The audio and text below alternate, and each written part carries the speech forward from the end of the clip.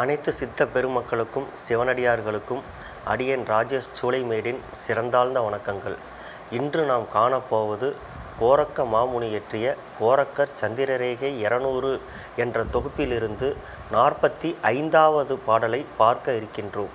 இந்த 45வது பாடலில் இருந்து இதுக்கு முன்னாடி வரைக்கும் திரும்பவும் அதை அடியேன் ஒரு தடவை சொல்கிறேன்.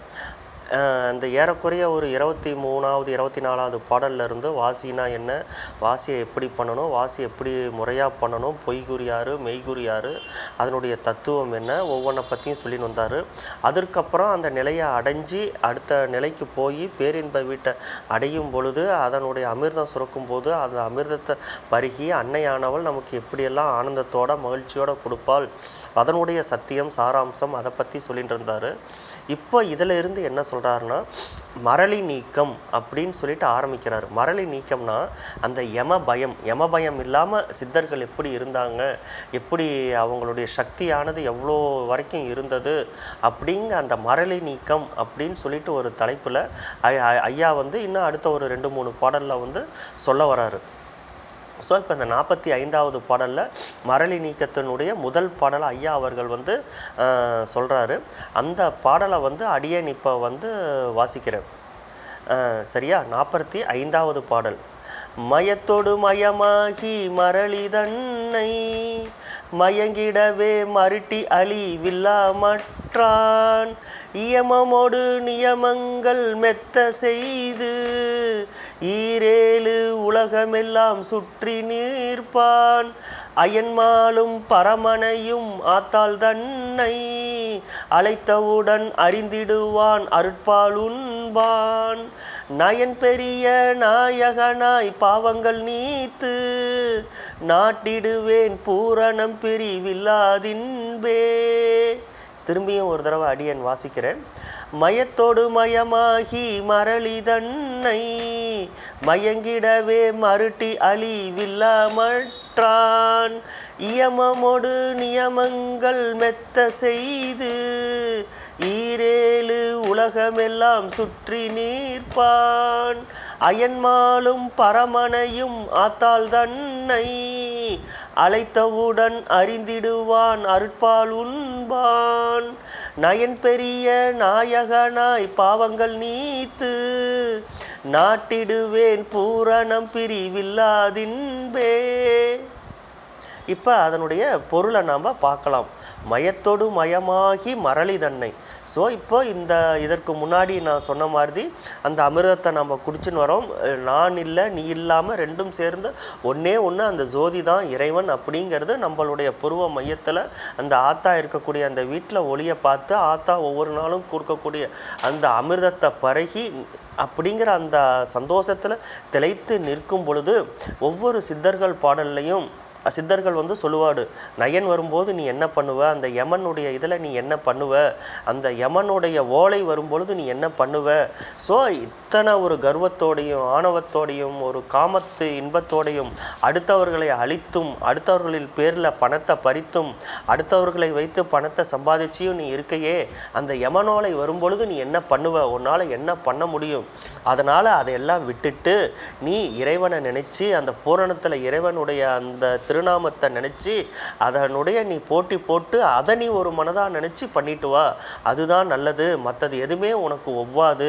இதை நீ பண்ணிட்டு வந்தேன்னா உன்னுடைய வயதும் இரட்டிப்பாகும், அந்த இறைவனுடைய சேரத்துக்கான உனக்கு ஒரு வழி பிறக்கும்னு சொல்லிட்டு சொல்கிறாரு.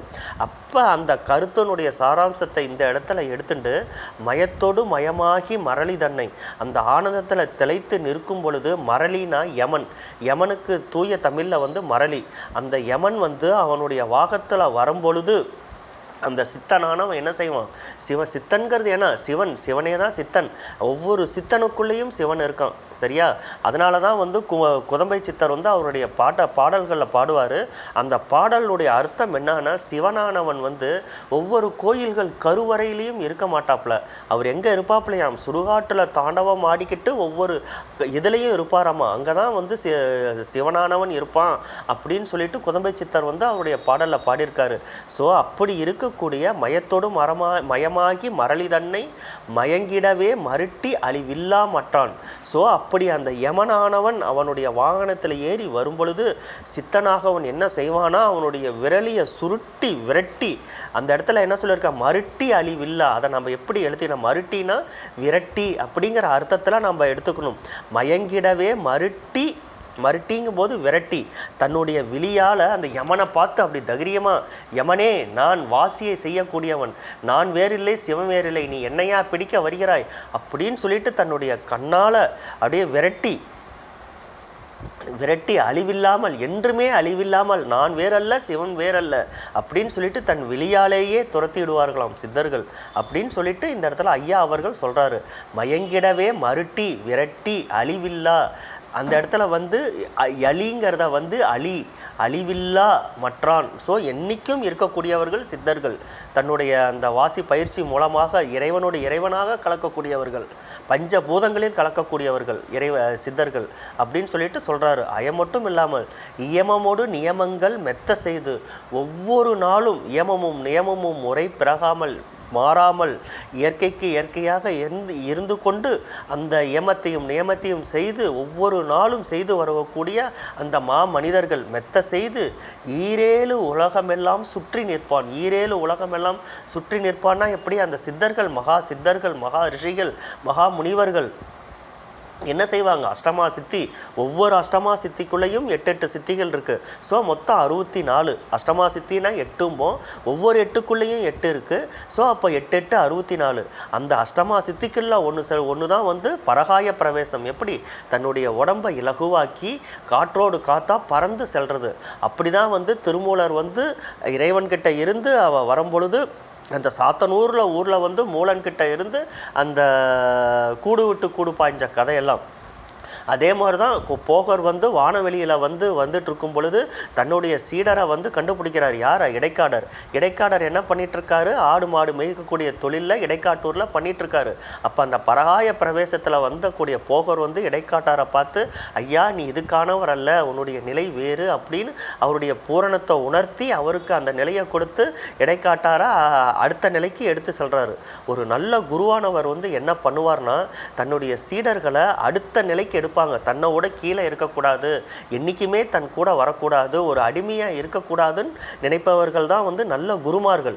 நல்ல குருமார்கள் என்ன பண்ணுவாங்க, தன்னுடைய சீடர்களை தன்னுடைய நிலைக்கு மேற 100 பங்கு ஏற்றி வைத்து அவர்கள் செய்வதை பார்த்து சந்தோஷப்படுவார்கள். அது மட்டுமல்ல, அவர்கள் தவறு செய்யும் பொழுது அதே 100 பங்கு தண்டனை கொடுத்து அதை திருத்துவாங்க. ஏன்னா தன்னுடைய சிஷியர்கள் கெட்டு போய்விடக்கூடாது, தவறான பாதைக்கு போய்விடக்கூடாது அப்படின்னு சொல்லிட்டு செய்வாங்க. அதுதான் நல்ல குருமார்கள். நியமமோடு நியமங்கள் மெத்த செய்து ஈரேழு உலகமெல்லாம் சுற்றி நிற்பான்.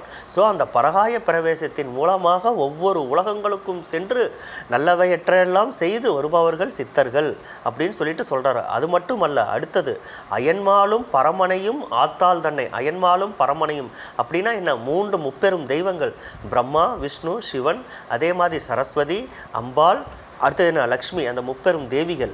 அந்த அனைத்து தெய்வங்களும் ஆத்தாள் தன்னை, அயன்மாலும் பரமனையும் ஆத்தாள் தன்னை அழைத்தவுடன் அறிந்திடுவான் அருட்பால் உண்பான்.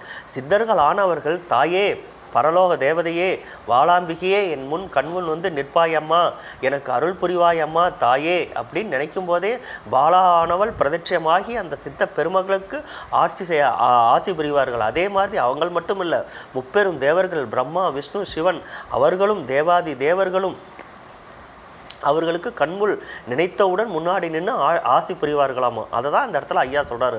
அயன்மாலும் பரமனையும் ஆத்தாள் தன்னை அழைத்தவுடன் அறிந்திடுவான்னா எப்படி, அவருடைய ஞானக்கண்ணால் காட்சி கொடுப்பாங்க. அந்த ஞானக்கண்ணில் நினைத்து அருள் பெற்று சந்தோஷம் அடைந்து இன்புற்று அவர்களுக்கு நன்றி தெரிவிப்பார்கள். அது மட்டும் இல்லாமல் அதை நினைத்த உடனே அந்த அருட்பாலானது அவர்களுடைய அந்த ஞானத்தில் இருந்து கொட்டும் அந்த புருவ மையத்திலே அந்த அருட்பாலானது அந்த அமிர்த தேவமானது அந்த புது தேனுக்கு ஈக்குவலான அந்த அமிர்தத்தை சொட்டும் பொழுது அதை வென்று அந்த அமிர்தத்தில் திளைப்பார்களாமா.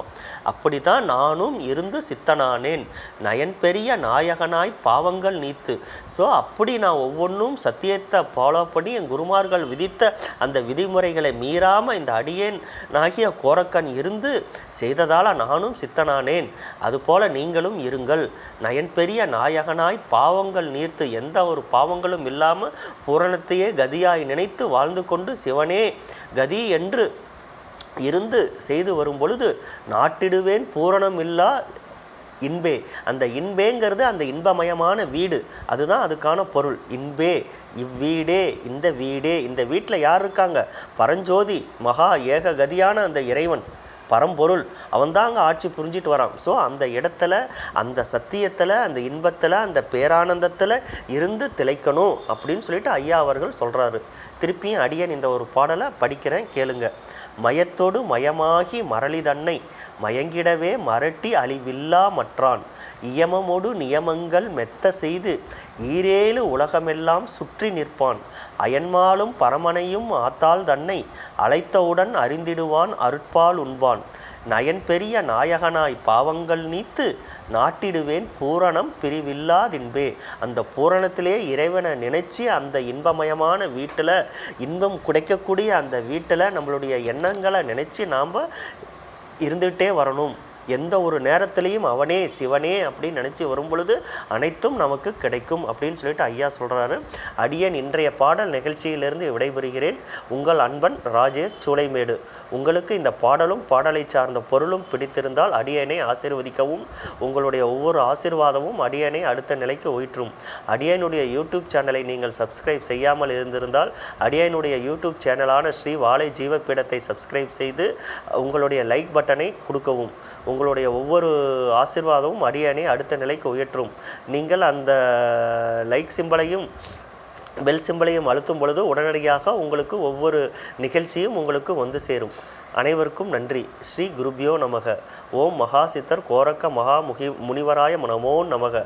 ஸ்ரீ குருபியோ நமக. ஸ்ரீ குருவாழ்க குருவே துணை. ஸ்ரீ குருவாழ்க குருவே துணை. ஸ்ரீ குருவாழ்க குருவே துணை.